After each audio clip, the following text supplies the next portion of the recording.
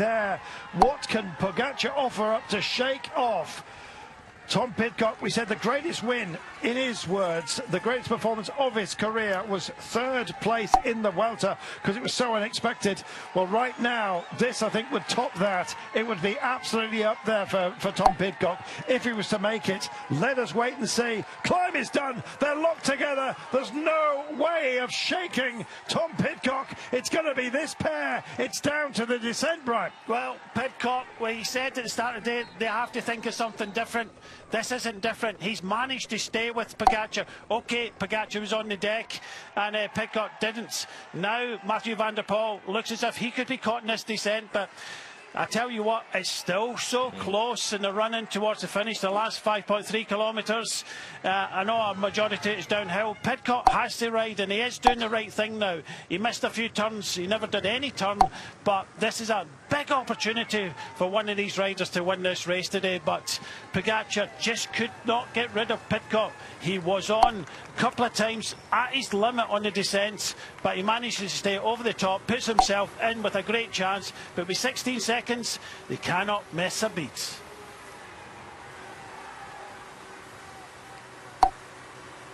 And Pidcock is that takes the nose, and it's Pidcock that's gone on the attack here.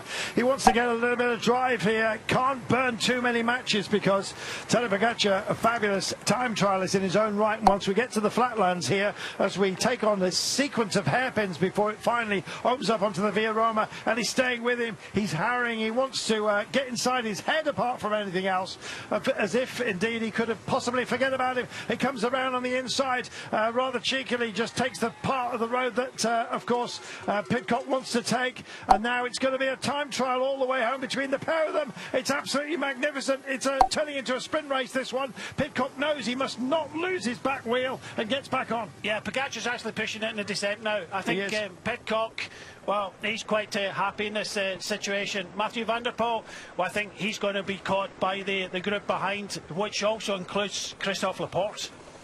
What a group, what a grouping, and what a day, and what a finale. 3.9 kilometres is all we've got. The chasing group, I think, will soon include Mathieu van der Poel, and the drive goes on. Pogacar wants to lose Pidcock, who is doggedly determined to absolutely stay with him. Big lead into the corner, and holds on to it absolutely supremely. That was dialed into his mental. They must have gone through this race in their minds, and maybe this scenario on so many occasions.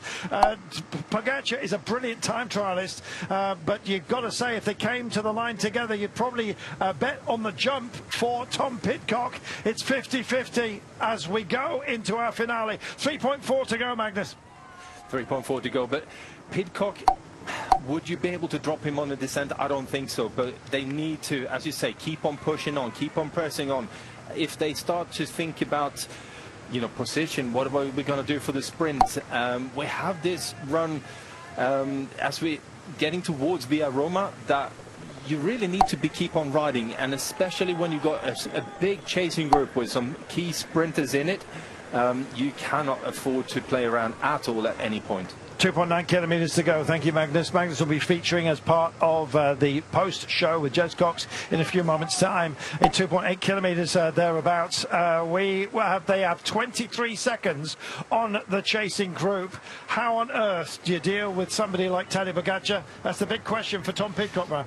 Tom Pidcock could have sat on Pogacar's wheel and went, I tell you what, you're world champion, you want to win this race, possibly a little bit more than me. I want to win this race as well. I'm just going to sit in your wheel. If we get caught, we get caught, and play. Look, you got to prepare to lose to win. But Pidcock is doing the opposite. He's actually riding with Pogacar. It's going to come down to a two-up sprint between these two, and I don't think there's a lot between them. Here we go then. It's mano a mano, and here's already the hoarded section. This is the 2 kilometres to go marker. When does Pidcock take the bait and go for it? At the moment, he just dips his head, almost, I think, possibly feigning a little bit of fatigue. Tell you something, Mads Pedersen is looking like he may well grab himself a podium here. It's going to be a massive sprint behind in order to for that podium place. It's Ciccone that's setting the pace. Van der Poel is actually part of the vanguard here. Trentin, who's had a great day, but it's about this pairing right now. It's all going to be about third place for them, and indeed Pogacar looks over his shoulder, wondering, I think, what the distance is. How much cat and mouse can he afford to dial into the approach here? He fears Pidcock and the jump. Of course he will, but you know, you want to stay away. You don't want to be caught by these guys. Wout van Aert goes in the right-hand side as well. He was down and out. I didn't think he would come back to the front of the race. Now he's pushing for the third position. I do believe that Pidcock and Pogacar will fight it out for the win today. You can see the way that they're riding. No messing about, no cat and mouse. You can see the 1 kilometre to go just coming up.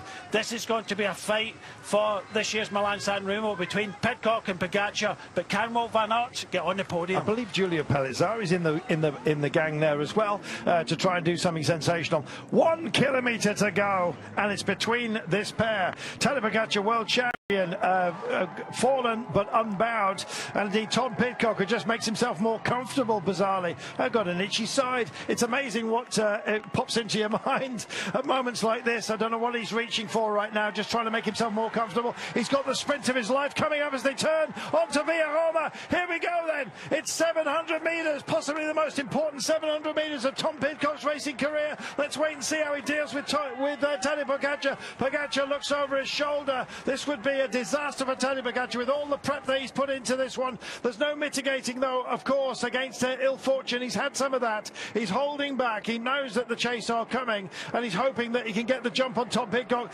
There, indeed, is Wout van Aert. He's going to be mobbed by a pack of riders being led in here by Decathlon, but right now it is Pogacar that's leading in. Tom Pidcock. Pidcock has a look, tries to stay cool. Well, Van Aert is still coming, but there's nobody cool here. It's going absolutely white hot, and it's the white, of course, of the world champion that goes for it. Tom Pidcock tries to stay with him. Is he going to try and come round him? Can he get any kind of draft? It's always to the line. It's going to be on the throw. Magnificent, one or the other. Oh my goodness, I don't know who's got it, but indeed, Pogacar believes he is there. Pedersen gets a very, very strong finish versus Wout van Aert. We'll get indeed our thoughts on that in a few moments' time. But what a finish, and how beautiful that these guys fall into each other's arms at the very last. But Tadej Pogacar has made it a cathartic moment for him, a great foil for him to ride with Tom Pidcock. But talk about the man who defines an era at the moment. There is none greater, it seems, than Tadej Pogacar. What have we just witnessed? That was incredible. One of the most exciting finishes of any race I've ever seen. Down and out, you can see him. He did it in Strade Bianche last year, came back and won the race. That was so close with Pidcock. I think Wout van Aert just hung on for third place. There was, what, 1 wheel left in it. It looked a lot closer, maybe half a wheel there, but he did it. It's been